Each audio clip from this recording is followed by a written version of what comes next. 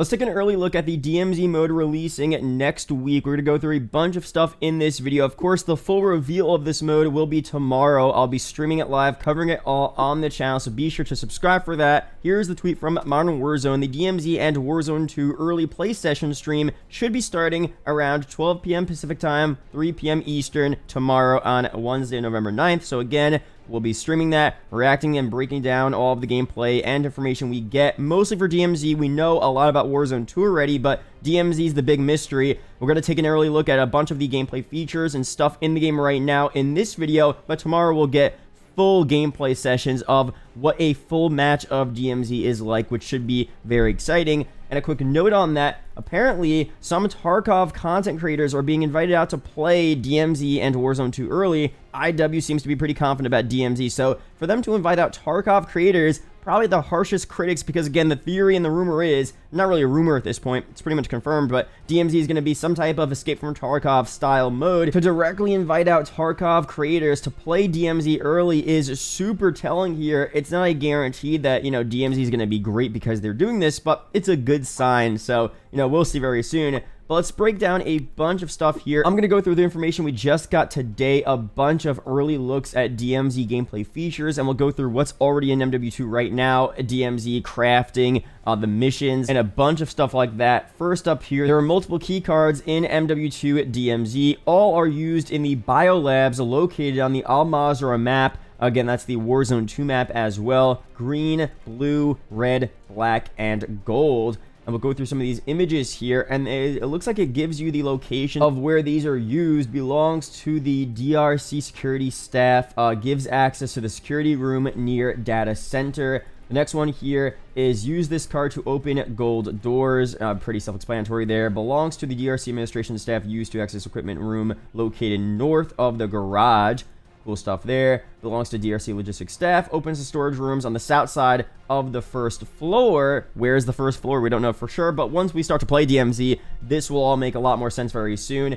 And some more stuff here. DMZ stuff like extraction balloons and keys as well. So the extraction balloon doesn't really give us too much information, but it is cool to see. We have this, you know, crate, some type of loadout crate potentially. You know, who knows? The keys, I don't know what the keys are used for. I mean, we mentioned keys in previous videos, you know, using keys to unlock certain areas. Again, we'll have to see once we actually hop into DMZ and discover the missions. Like, if you guys don't know, again, we've talked a lot about DMZ on the channel, and I'll be doing a lot of stuff once DMZ actually comes out, but pretty much it's on the Warzone 2 map. You hop in, you start off with nothing, and you pretty much explore, you get loot, you discover missions as you explore, go along. You have main objectives to complete, but you also have random missions you could just discover exploring different parts of the map, and you stumble upon different things. And, you know, it's a very just open world type of mode, and it's really, it sounds so far really sick, very similar to Escape from Tarkov again. But a huge part of this mode is discovering all these little secrets here, using these key cards, keys, discovering different puzzles, completing these Easter eggs, almost similar to, you know, an old Call of Duty Zombies mode. You know, the huge Easter eggs that took forever to discover, you know, mostly back from Black Ops 3, that required a bunch of effort. You know, not the simple Easter eggs we saw with Cold War Zombies and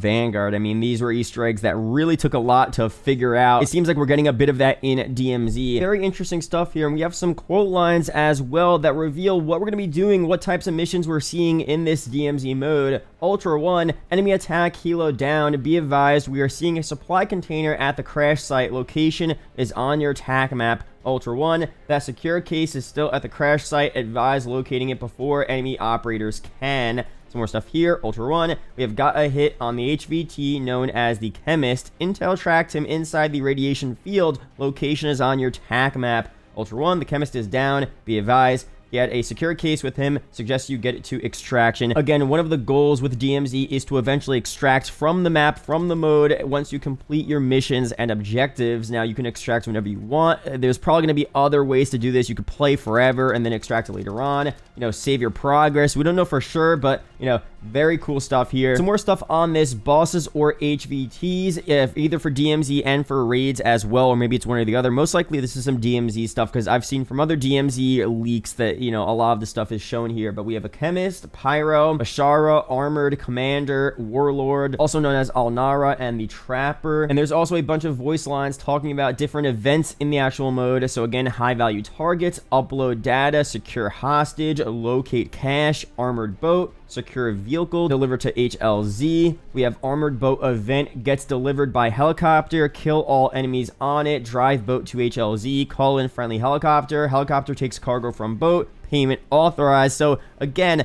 this is what we were talking about actually in my previous video. These DMZ missions and these side objectives that you either discover or they're giving to you off the bat, you know, how in-depth and cool will they be? How engaging will they be to play? I mean, from the sound of it here, different missions like this, it sounds pretty cool. Doing little series of tasks and objectives on the actual map, exploring the map, going through, you know, getting this armored boat here, bringing it to somewhere else, and then transporting the cargo, killing the enemies that are coming at you while you're doing all of this stuff. Like, it all sounds really, really sick. Other events in the mode ask you to blow up stuff like supply depots or SAM sites. Rewards are safe locations. However, there are also voice lines about an opportunity to resecure SAM sites that are under attack. So again, a lot going on in this mode here. But now let's move over to some stuff we see in this game right now, some features of what you're going to be doing in DMZ already previewed in this year's campaign. So in a bunch of the campaign missions in Modern Warfare 2, you're able to, you know, find different items and materials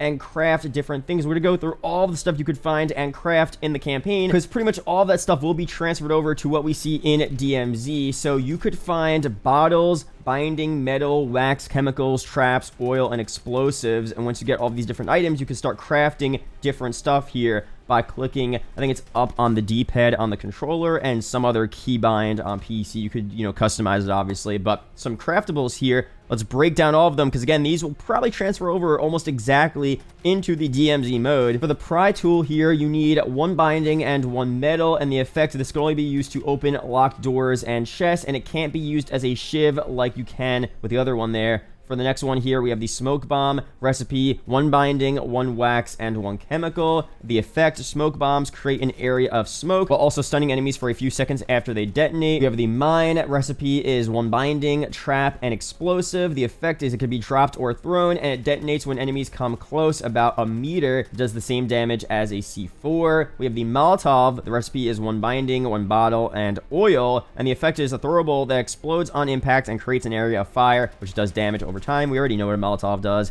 A shiv here, a binding, and glass. This can be used to perform takedowns on enemies who are stunned. Pretty cool stuff there. We have a gas trap. You need binding, trap, and chemicals. The gas trap can be dropped or thrown, and it detonates when enemies come close, about a meter. It stuns enemies and forces them to cough. And so far, that's all we have in the game right now. Now, for DMZ itself, I think we're going to get a lot more craftables. This is just the preview and what we saw in the campaign. I think they put this in the campaign just to test out the feature and to get people used to crafting, to get ready for DMZ, to be able to craft not only these items here, but a lot more stuff and a lot more items you discover all around the Al Mazrah map in DMZ.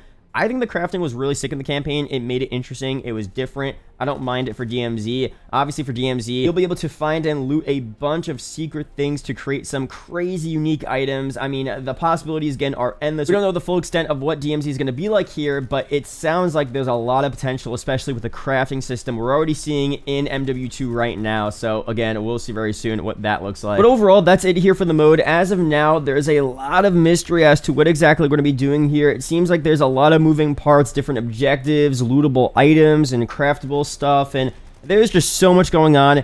It seems and sounds really exciting. Can't wait to see some full-length gameplay of what this is all about and to actually play it next week with you guys and just see if it's really worth it, if it's a ton of fun, if it's going to be a Warzone rival. Will it, you know, outclass Warzone? Will it be more popular? I mean, we'll see what happens, man. Be sure to subscribe for the latest MW2 Warzone 2 news update videos like this. Shout out to the YouTube channel members as always, and I'll see you guys in the next video or live stream. Peace out, guys.